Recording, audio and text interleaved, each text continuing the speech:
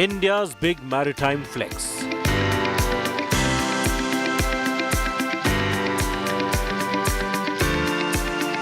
INS Nilgiri, Vagsheer and Surat commissioned.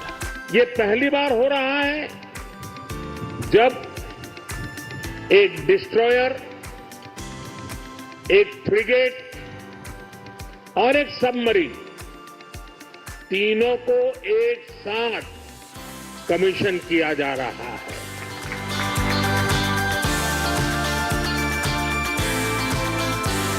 Atmanirbhar defense push. Make in India उसको ऐसी गति देने के लिए मैं देश की तीनों सेनाओं को हृदय से बहुत बहुत बधाई देता हूं। What are the lessons for Army and Air Force? Big boost to Indian Navy.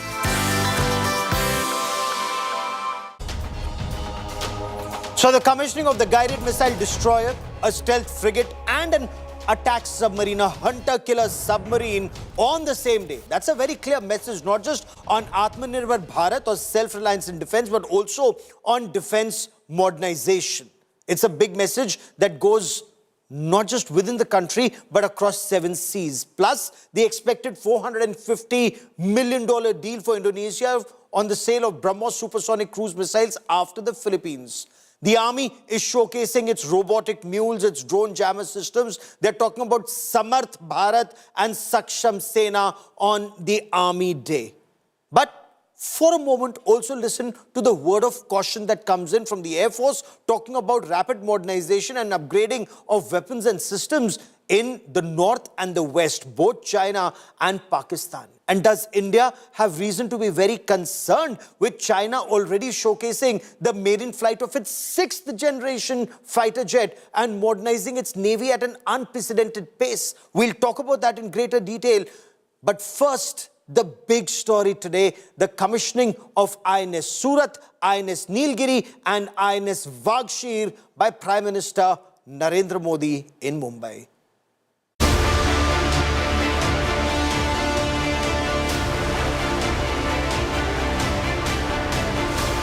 A massive splash for India's maritime muscle, a homegrown destroyer, a homegrown stealth frigate, and a made-in-India attack submarine. 3 frontline vessels of war entering naval service on the same day and ceremonially commissioned at the Mumbai Naval Dockyard by Prime Minister Modi himself. ये पहली बार हो रहा है जब एक destroyer, एक frigate और एक सबमरीन तीनों को एक साथ कमीशन किया जा रहा है। और सबसे गर्व की बात कि ये तीनों frontline platforms made in India है। The biggest of the 3 ships commissioned is INS Surat.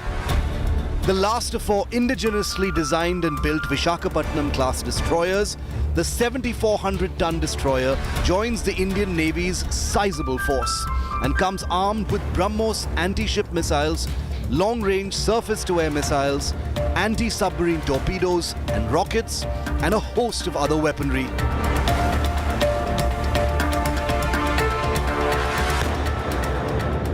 Indian naval ship Surat will be administered by the Flag Officer Commanding-in-Chief, Western Naval Command.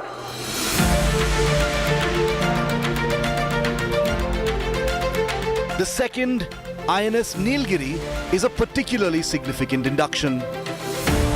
Nilgiri is the lead ship of a new class of stealth frigates, fully designed and built in India. 6 more of her kind will be built and follow her into service. Indian naval ship Nilgiri be commissioned You are hereby directed to proceed to commission the said ship on the 15th day of January 2025. And finally, Silent Hunter INS Vagsheer. Indian naval ship Vagsheer be commissioned. You are hereby directed to proceed to commission the said ship on the 15th day of January 2025.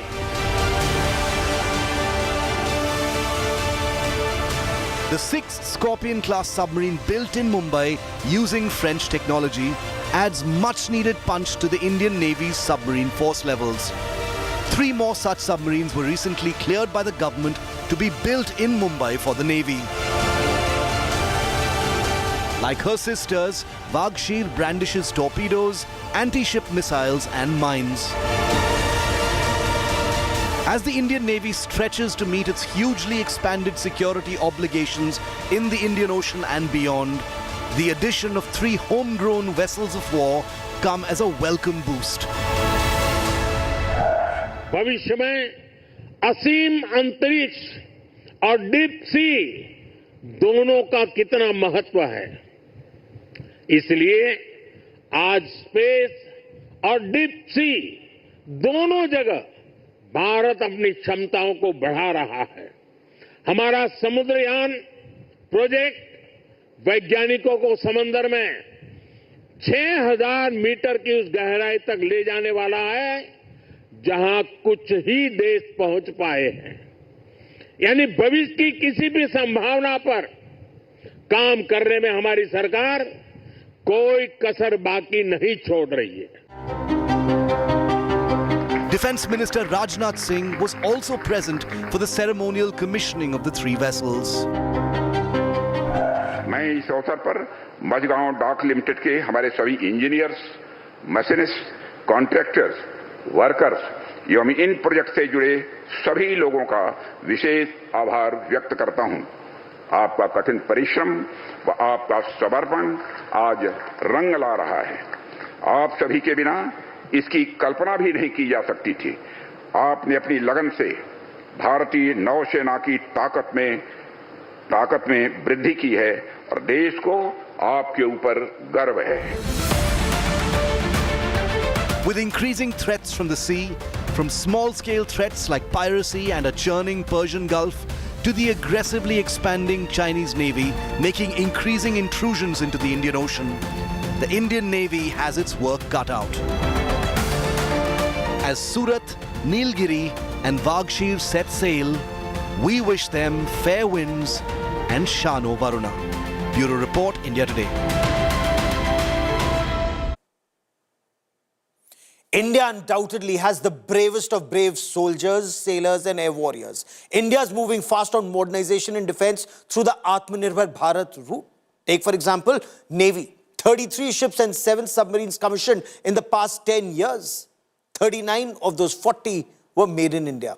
The drones, the robotic mules, they're all force multipliers.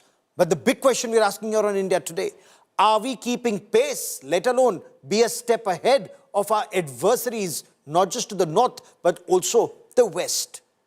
Joining me on this India First special, 3 experts, domain experts who've commanded men on ground at the senior most levels. Vice Admiral Shekhar Sinha, former Flag Officer Commanding-in-Chief, Western Naval Command and former Chief of the Integrated Defence Staff. Lieutenant General Rakesh Sharma, former Ladakh Corps Commander, former Adjutant General of the Indian Army. Air Marshal Anil Khosla, former Vice Chief of Air Staff and former Air Officer Commanding-in-Chief of the Eastern Air Command. Gentlemen, a very happy Army Day to all of you and a very happy commissioning of these frontline warships. Admiral Sinha, what does the commissioning of a guided missile destroyer, a stealth frigate and a hunter-killer submarine on the same day mean for the Navy and the nation? Well, thank you, Gaurav, for getting me on your program. And I also want to wish Happy Army Day, particularly to my co-panelist, General Rakesh Sharma. Gaurav, these 3 platforms getting commissioned on one day, it's a very big day. It has not happened before ever. And I think this is the first time that has happened. Now you're saying that what does it mean? I would say broadly, it means that our defense production, particularly in the maritime field, has picked up pace. It is producing ships and submarine quicker than what it was few years ago. And I think I must say that the present government led by Prime Minister Modi has really put adrenaline in everybody's veins. And therefore you will find it's not only the Nilgiri class 4 ships are being built here, 4 ships are also being built in GRSC in Calcutta. So you will find parallelly the ships coming out from both the yards. And it is going to meet our hopefully all requirement. Now you mentioned about are we keeping pace with China? Well, I have a little different view than what normally people believe. I think matching ship to ship, aircraft to aircraft, submarine to submarine, particularly in the maritime domain, is not really the way you look at how are you ready to tackle the adversary. Okay. Now, particularly, Gaurav, for India, we are blessed with a very good geography. Anyone who has to enter the Indian Ocean, they have to come through from the east. There are 3 entry points, as you know, choke points. On your program only, Yes. I have mentioned. You got Malacca Strait, you got Lombok, you got Sunda, you got one more further down. And on the west, we have got the Gulf of Aden for getting out or getting in. Now, we have got a very strong maritime domain awareness network, Okay. which keeps track of everything, and these platforms which are supporting it, satellites, human intelligence, ship intelligence, submarine intelligence, and PATI intelligence, which is hell of a lot. And the Indian ships, aircraft, and submarines, Gaurav, they are deployed on a mission-based deployment in 7 areas of the Indian Ocean. So let's Therefore, take this I would step say- by step. Let's take this step by step. You're making a very important point, and those who say we have reason to be concerned, it's a significant message that goes out from you, sir. I also want to bring in General Sharma.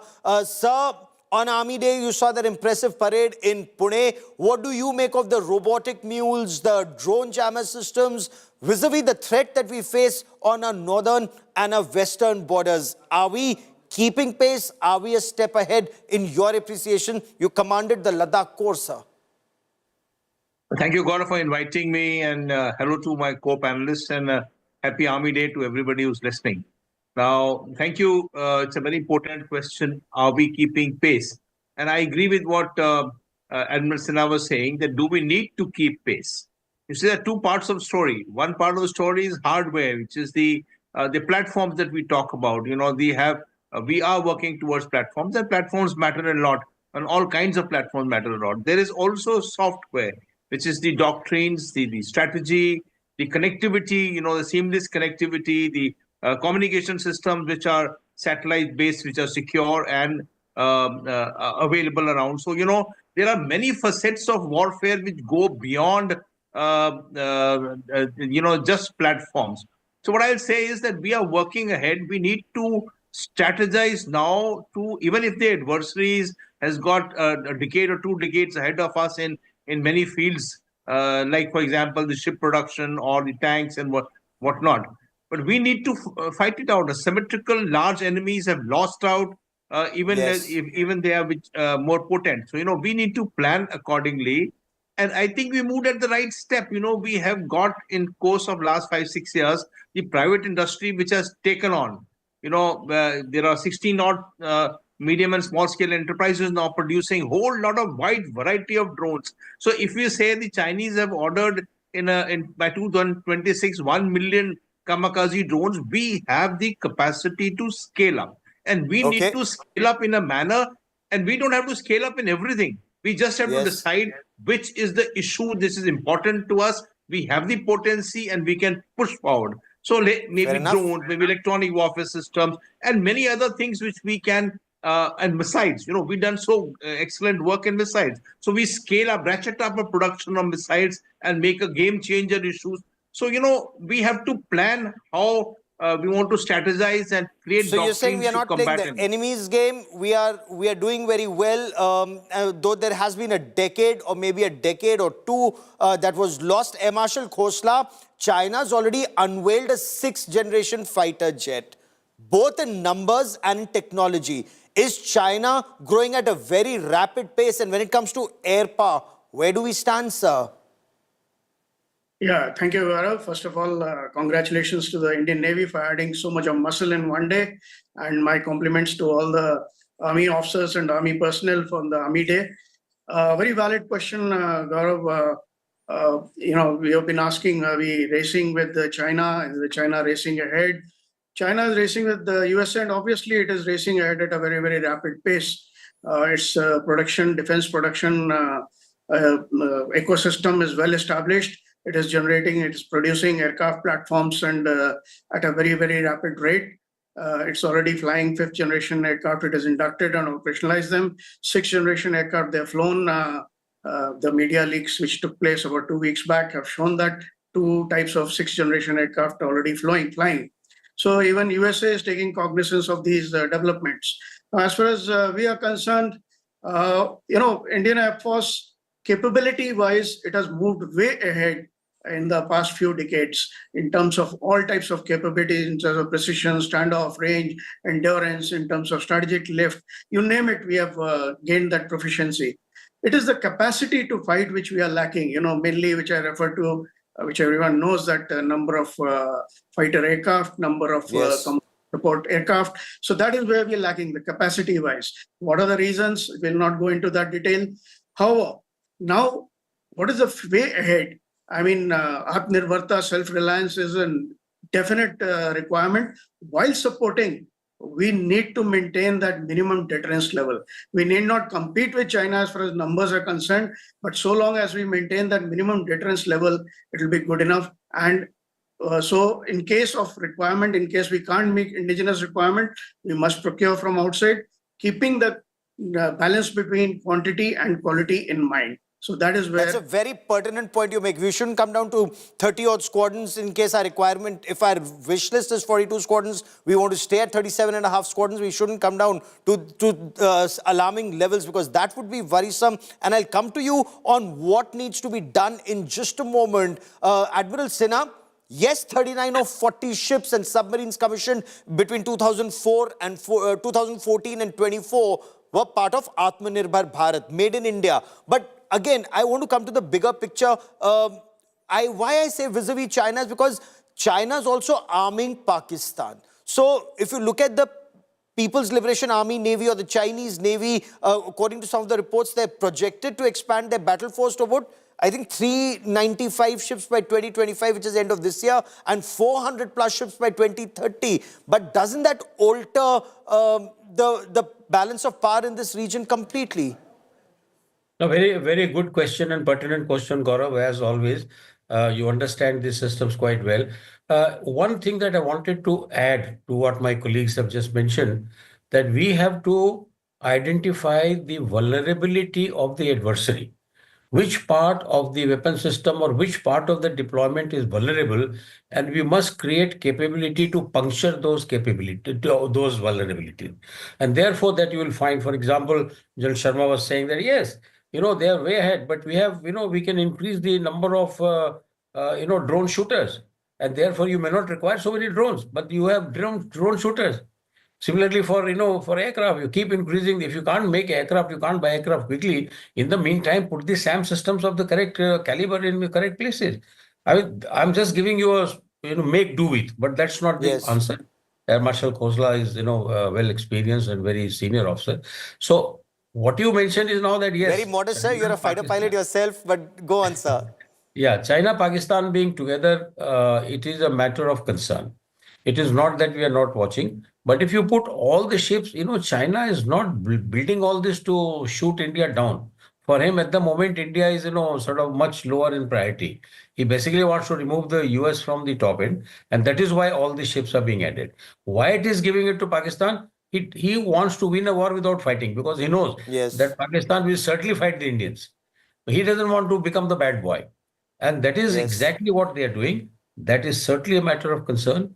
And as you know, that today the Chief of Naval Staff said there are some 34 more ships on the line, and so are the supposedly one more aircraft carrier will have some aircraft, whichever aircraft they decide. Then submarines, that the AIP fitted submarine is likely to build on the same line where the present Scorpion is rolling out. That is quite way forward. And the nuclear submarines, you are more aware than I am. So I think that as far as the naval power is concerned, Gaurav, we are absolutely on right track. we have a long-term plan, capability Yes. building plan. Okay, LTPP is the name. Yes. And there are people from all three services and from embassies and from intelligence agencies. They keep evaluating the threat perception. And So our what long-term perspective planning is on an even keel, is what you say. But General Sharma, Indian soldiers, they've proved their mettle in Ladakh, they've proved their mettle in Arunachal Pradesh from Galwan to Yangtze. China has disengaged along the LAC friction points, but does China have a major technological advantage, and can that overcome India's battle-hardened combat troops in future warfare, in future combat? Because clearly the way China is building up along the LAC, the way it's getting its fifth generation aircrafts at Shigatse and at Hotan, clearly China's not doing that just for psychological warfare. What do we need to do to, one, retain the edge, have an edge, to deter any misadventure? So thank you, Gaurav. Again, a very potent question. The fact of the matter is that we don't have to match a tank to a tank and a man to a man and a ship to a ship or an aircraft to aircraft. We just have to decide which military capabilities are essential for us to deter the adversary. That's to define deterrence. And if But on deterrence ground, we fails, have to hold that place. so that's holding the place is one part of the story. The LAC is one part of the story. But then the Chinese have the maximum number of missiles and the largest number of drones that they would have in a year or so. So, you know, when you say they are technologically advanced, yes, the ASPI report itself says that they are 57 technologies out of 64, they are the leaders. So, you know, they are the leaders and is no undeniably. But we don't have to match it out. We just have to decide how do we deter him. And deterrence is the name of the game. Now, to deter him, we have the capacities to do many other things. And as rightly pointed out, we have to see what are his weaknesses. We can't fight his strengths. We have to fight his weaknesses. And that's where our strength comes up. So if we decide the weaknesses and decide what deters him, then we move ahead to create those capabilities that will deter him. And I would say that we have the capacities to handle electronic warfare or issues of drones or counter-drone technologies or missiles. And, you know, all these will add up to give him the same kind of deterrence to say that he would have. And, you know, Chinese are always averse to attrition. From 52 onwards, they have not ever broadcast as to how many casualties they would have.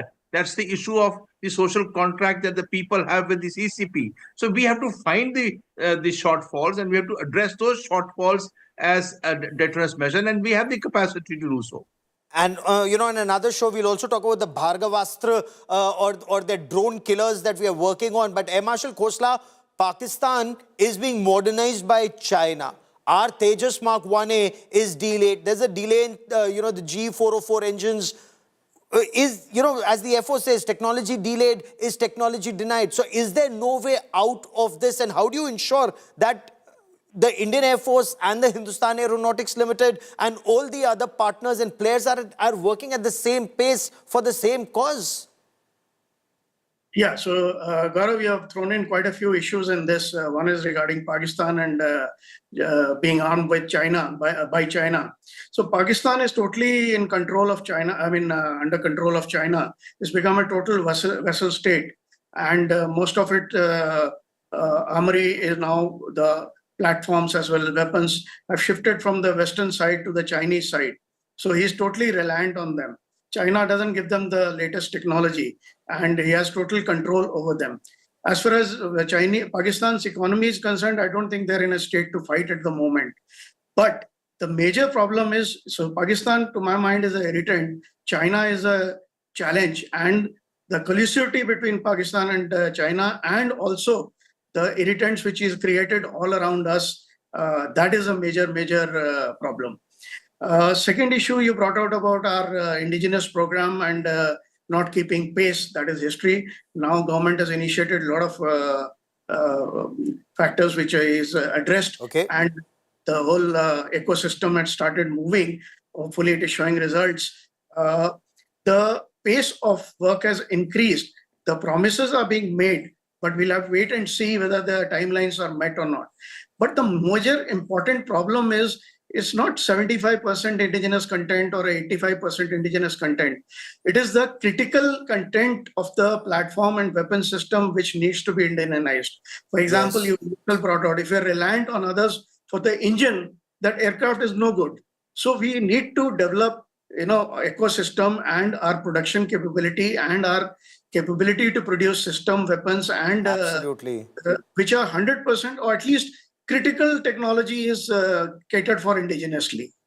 Because after our nuclear tests, we've suffered where the upgrade of our aircraft, the Sea Kings, the Sea Harriers, was adversely impacted. So we have to be Atmanirbhar in critical defense technology. There's so many more questions that I'm seeking answers to, and over the course of next several days and weeks, we will continue this discussion. But gentlemen, as always, many thanks for joining me. I've run out of time on this part of the show, but lots more coming up. Stay with us.